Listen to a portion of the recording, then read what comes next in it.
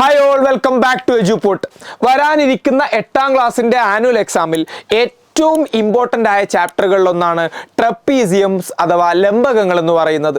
അതിൽ നിന്ന് നമ്മൾ പഠിച്ച ഏറ്റവും പ്രധാനപ്പെട്ട ഒരു കോൺസെപ്റ്റ് ആയിരുന്നു ഐസോസെലസ് ട്രപ്പീസിയം, സമപാർശ്വലംബകങ്ങൾ. അതുമായി ബന്ധപ്പെട്ട് പഴയകാല ചോദ്യപേപ്പറിൽ വന്ന ഒരു അടിപൊളി ക്വസ്റ്റ്യൻ ആണ് ഇന്ന് നമ്മൾ ഡിസ്കസ് ചെയ്യാൻ വേണ്ടി പോകുന്നത്. ചോദ്യം ഇങ്ങനെയാണ്: ABCD ഒരു സമപാർശ്വലംബകമാണ്.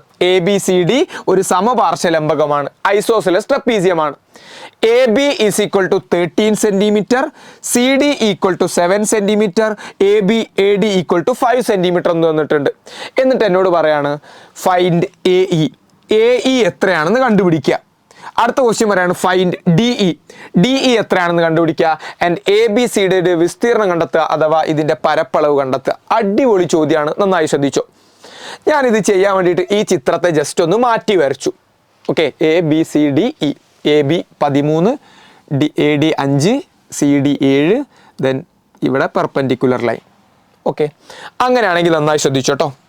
എങ്ങനെയാണ് ആദ്യം നമ്മളോട് കണ്ടുപിടിക്കാൻ പറഞ്ഞത്? ആരാ? AE ആണ് കണ്ടുപിടിക്കാൻ പറഞ്ഞത് അല്ലേ? അപ്പോൾ AE കണ്ടുപിടിക്കാൻ വേണ്ടിയിട്ട് ഞാൻ എന്ത് ചെയ്യുന്നു എന്ന് വെച്ച് കഴിഞ്ഞാൽ, മക്കളെ ശ്രദ്ധിച്ചോട്ടോ, ഞാൻ ഈ സിയിൽ നിന്നും ഇതേപോലെ ഒരു പെർപെൻഡിക്കുലർ ലൈന് താഴോട്ട് കൂടി വരക്കാണ്. സിയിൽ നിന്ന് ഇതേപോലെ ഒരു പെർപെൻഡിക്കുലർ ലൈൻ ഞാൻ താഴോട്ട് വരച്ചു. അവിടെ ഒരു പുതിയ പോയിന്റ് ഉണ്ടായല്ലോ, അതിനെ ഞാൻ എന്ത് വിളിച്ചു?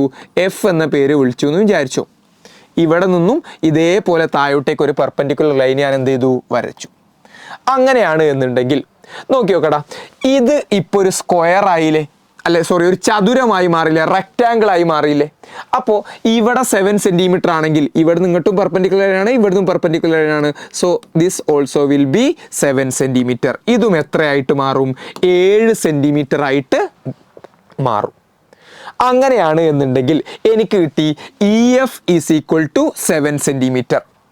ഇനി നന്നായി ശ്രദ്ധിച്ചോട്ടോ, നമ്മൾ പറഞ്ഞിട്ടുണ്ട് ഐസോസെലസ് ട്രപ്പീസിയം സമപാർശ്വലംബകം എന്ന് പറഞ്ഞാൽ എന്താടാ?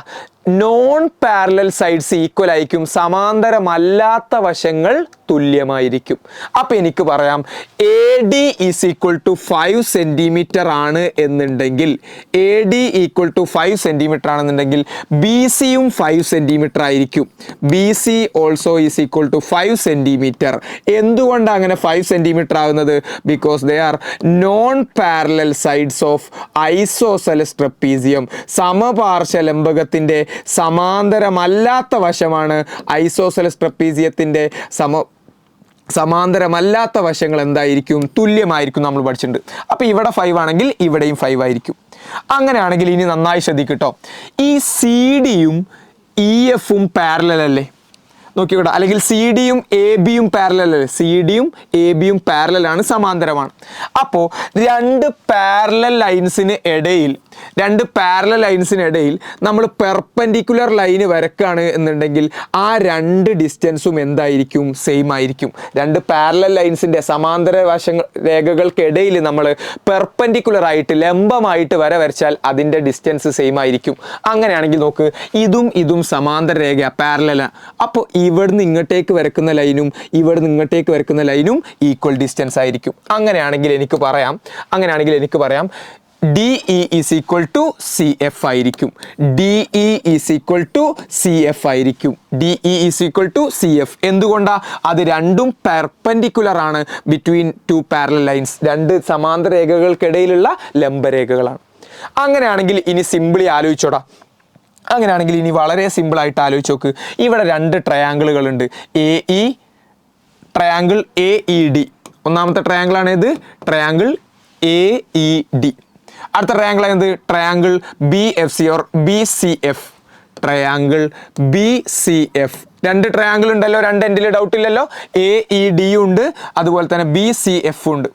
ഈ രണ്ട് ട്രയാങ്കിൾ എടുക്കുമ്പോൾ ആലോചിച്ച് നോക്ക്, ഈ സൈഡും ഈക്വൽ അല്ലേ? ഈ സൈഡും തുല്യമല്ലേ? അതുപോലെ തന്നെ ഈ പെർപെൻഡിക്കുലർ ലൈനും ഈക്വൽ അല്ലേ? അപ്പോൾ രണ്ടെണ്ണം ഈക്വൽ ആയാൽ ഓട്ടോമാറ്റിക്കലി മൂന്നാമതും ഈക്വൽ ആവും. അവരെന്തായിട്ട് മാറും? ഈക്വൽ ട്രയാങ്കിൾസ് ആയിട്ട് മാറും, തുല്യ ത്രികോണങ്ങളായിട്ട് മാറും എന്ന് നമ്മൾ പഠിച്ചിട്ടുണ്ട്. അപ്പോൾ എനിക്ക് പറയാം, അവിടെ ഫോം ചെയ്ത രണ്ട് ത്രികോണങ്ങളും എന്താണ്? ഈക്വൽ ട്രയാങ്കിൾസ് ആണ്, അഥവാ തുല്യ ത്രികോണങ്ങളാണ്. അങ്ങനെയാണെങ്കിൽ ഓട്ടോമാറ്റിക്കലി എന്തും ഈക്വൽ ആയിട്ട് മാറും, AE is equal to BF ആയിട്ട് മാറും. Therefore AE is equal to BF. അങ്ങനെയാണെങ്കിൽ ഈ AEയും BFും ഈക്വൽ ആയിരിക്കും. AEയും BFും ഈക്വൽ ആയിരിക്കും. എന്തുകൊണ്ടാ? ഈ രണ്ട് സൈഡുകളും ഈക്വൽ ആണ്, അപ്പോൾ മൂന്നാമത്തെ സൈഡും ഈക്വൽ ആയിരിക്കും. അങ്ങനെയാണെങ്കിൽ ആലോചിക്കട്ടോ, ഇത് ടോട്ടൽ 13 സെന്റിമീറ്റർ ഉള്ളത്. ഇത് ടോട്ടൽ 13 സെന്റിമീറ്റർ, അതിലെ 7 സെന്റിമീറ്റർ ഇവിടെ പോയി. ഇനി എത്രയാ ബാക്കി ഉണ്ടാവുക? 13 - 7 ചെയ്താൽ ബാക്കി 6 സെന്റിമീറ്റർ അല്ലേ ഉണ്ടാവുക. അപ്പം AEയും BFും കൂടി ടോട്ടൽ എത്ര സെന്റിമീറ്ററാ? 6 സെന്റിമീറ്റർ. ഇത് രണ്ടും ഈക്വൽ ആണെന്നല്ലേ പറഞ്ഞത്? രണ്ടാളും കൂടി 6 സെന്റിമീറ്റർ ആണ് എന്നുണ്ടെങ്കിൽ, രണ്ടാളും കൂടി 6 സെന്റിമീറ്റർ ആണെന്നുണ്ടെങ്കിൽ ഇവിടെ 3 സെന്റിമീറ്ററും ഇവിടെ 3 സെന്റിമീറ്ററും അല്ലേ വരിക? കാരണം രണ്ടാളും കൂടി 6 സെന്റിമീറ്റർ ആണ്, അപ്പൊ രണ്ടാളും കൂടി 6 വരും വേണം, ഈക്വലും ആവണം. അങ്ങനെയാണെങ്കിൽ ഇവിടെയും 3 ഇവിടെയും 3 ആയിരിക്കും. അപ്പൊ എനിക്ക് പറയാം AE is equal to BF is equal to 3 centimetre. AEയും BFും എത്ര സെന്റിമീറ്റർ ആയിരിക്കും? 3 സെന്റിമീറ്റർ ആയിരിക്കും. എങ്ങനെ വന്നെന്ന് ക്ലിയർ അല്ലേ? ഈ സൈഡും ഈക്വലായി, ഈ ലൈനും ഈക്വലായി. അപ്പൊ മൂന്നാമത്തെ സൈഡ്, ഈ രണ്ട് സൈഡുകളും ഈക്വൽ ആയിരിക്കും. അങ്ങനെയാണെന്നുണ്ടെങ്കിൽ ടോട്ടൽ 13 ആണ്, അതിൽ 7 ഇവിടെ പോയി. അപ്പം ബാക്കിയുള്ള 6 ഇവിടെ ഈക്വൽ ആയിട്ട് ഡിസ്ട്രിബ്യൂട്ട് ചെയ്യണം. അപ്പോൾ ബാക്കിയുള്ള 6 ഇവിടെ 3 ഇവിടെ 3. ഒന്നാമത്തെ ചോദ്യത്തിന് ഉത്തരം കിട്ടി. AE is equal to 3 centimetre. അടുത്തതായിട്ട് നമ്മളോട് DE കണ്ടുപിടിക്കാനല്ലേ പറഞ്ഞത്? DE കണ്ടുപിടിക്കാനല്ലേ പറഞ്ഞത്? ഈ ഡിസ്റ്റൻസ് കണ്ടുപിടിക്കാനല്ലേ പറഞ്ഞത്? പൈതഗോറിയൻ ട്രിപ്ലെറ്റ്സിനെ കുറിച്ച്, പൈതഗോറസ് ത്രയങ്ങളെ കുറിച്ച് കൃത്യമായി ഐഡിയ ഉള്ള ആളുകൾക്ക് ചെയ്യാൻ പറ്റും. ഒരു റൈറ്റ് ട്രയാങ്കിളിൽ മട്ടത്രികോണത്തിൽ 3ഉം 5ഉം ഉണ്ട് എന്നുണ്ടെങ്കിൽ 3ഉം 4ഉം 5ഉം പൈതഗോറിയൻ ട്രിപ്ലെറ്റ്സ് ആയിരിക്കും. അഥവാ 3ഉം 5ഉം ഉണ്ടെങ്കിൽ അടുത്ത സൈഡ് 4 ആയിരിക്കും. അങ്ങനെ ഒരു ലോജിക്ക് ഉണ്ട്. അതറിയാത്ത ആളുകളാണെന്നുണ്ടെങ്കിലും പ്രശ്നമില്ല. നമുക്ക് അവിടെ എന്ത് ചെയ്യാം? നമുക്ക് പൈതഗോറസ് റൂൾ അപ്ലൈ ചെയ്യാം. പൈതഗോറിയൻ റൂൾ അപ്ലൈ ചെയ്യുന്ന സമയത്ത് നോക്കടാ, ഇതല്ലേ നമ്മളുടെ റൈറ്റ് ട്രയാങ്കിൾ. അപ്പോൾ base square plus perpendicular square is equal to എന്ത് കിട്ടും? ഹൈപ്പോട്ടന്യൂസ് സ്ക്വയർ കിട്ടും. അപ്പോൾ ഞാൻ എഴുതാണ്. ഓക്കെ, ഞാൻ അടുത്തൊരു സ്ലൈഡ് എടുത്ത് എഴുതാണ്. എന്താ? AE square plus ED square അല്ലേ?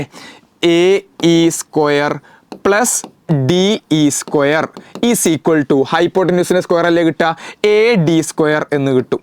ഓക്കെ, അപ്പൊ ഞാനിവിടെ പൈതഗോറസ് റൂൾ അപ്ലൈ ചെയ്തു. AE square plus ED square is equal to AD square അല്ലേ? Base square plus perpendicular square is equal to hypotenuse square. പാദം സ്ക്വയർ പ്ലസ് ലംബ square is equal to കർണ square. അങ്ങനെയാണെന്നുണ്ടെങ്കിൽ ഈ അളവ് എത്രടാ? 3 സെന്റിമീറ്റർ അല്ലേ? അപ്പൊ ഞാൻ ഇതാണ് 3 സ്ക്വയർ പ്ലസ് DE എത്രയാണ് നമുക്കറിയോ? ഇതാണ് നമുക്ക് കണ്ടുപിടിക്കേണ്ടത്. DE square is equal to AD എത്രയാണ് തന്നിട്ടുണ്ട്? 5 ആണ് തന്നിട്ടുണ്ട്, ഈക്വൽ ടു 5 സ്ക്വയർ. അങ്ങനെയാണെങ്കിൽ 3 സ്ക്വയർ എന്ന് പറഞ്ഞാൽ എത്രടാ? 9 plus DE square is equal to 5ന്റെ സ്ക്വയർ 25. നമുക്ക് DE അല്ലേ കണ്ടുപിടിക്കേണ്ടത്? അപ്പോൾ 9 അപ്പുറത്തേക്ക് പോകുന്നു. So DE square is equal to 25 minus 9 that is equal to 16. അപ്പോൾ എനിക്ക് കിട്ടി DEയുടെ സ്ക്വയർ എന്ന് പറഞ്ഞാൽ 16 ആണ്. അപ്പോൾ DE is equal to √16 that is equal to 4. DE is equal to √16 that is equal to 4. അപ്പോൾ എനിക്ക് കിട്ടി ഈ സൈഡ് എന്ന് പറയുന്നത് എത്ര സെന്റിമീറ്റർ ആയിരിക്കും? 4 സെന്റിമീറ്റർ ആയിരിക്കും. പൈതഗോറസ് റൂളിലൂടെ നമ്മളത് കണ്ടുപിടിച്ചു.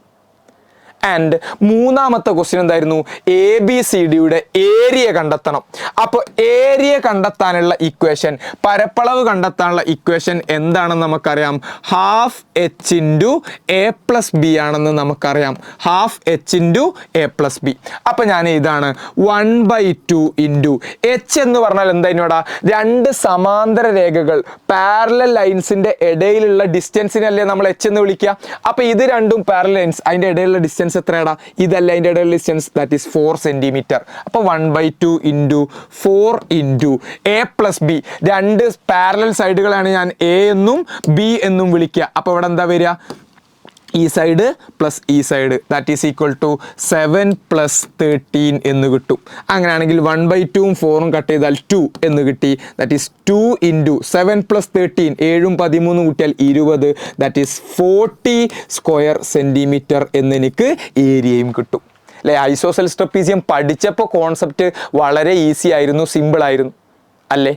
വളരെ സിമ്പിളായിട്ട് നമുക്ക് എന്ത് ചെയ്യാൻ പറ്റിയിട്ടുണ്ടായിരുന്നു, പഠിക്കാൻ പറ്റിയിട്ടുണ്ടായിരുന്നു. പക്ഷെ ചോദ്യങ്ങൾ നല്ല ലെവലിൽ ചോദിച്ച ഒരു അടിപൊളി ചോദ്യമായിരുന്നു. അപ്പോൾ ആദ്യം നമ്മൾ ഇത് ഈക്വൽ ആയതുകൊണ്ട് 7 ഇവിടെ പോയി ബാക്കി രണ്ടും 3 ആണെന്ന് കണ്ടുപിടിച്ചു. പിന്നെ പൈതഗോറസ് റൂൾ ഉപയോഗിച്ചിട്ട് പെർപെൻഡിക്കുലർ ഡിസ്റ്റൻസും കണ്ടുപിടിച്ചു. ബാക്കി നമ്മൾ ആ ഡിസ്റ്റൻസ് ഉപയോഗിച്ചിട്ട് ഏരിയയും കണ്ടുപിടിച്ചു. അപ്പം എന്ത് ചെയ്യുക, കൃത്യമായിട്ട് കണ്ടുപോവാതെ കൃത്യമായിട്ടൊരു പേപ്പറിലേക്ക് ചെയ്തിട്ട് തന്നെ എഴുതി പഠിക്കാം.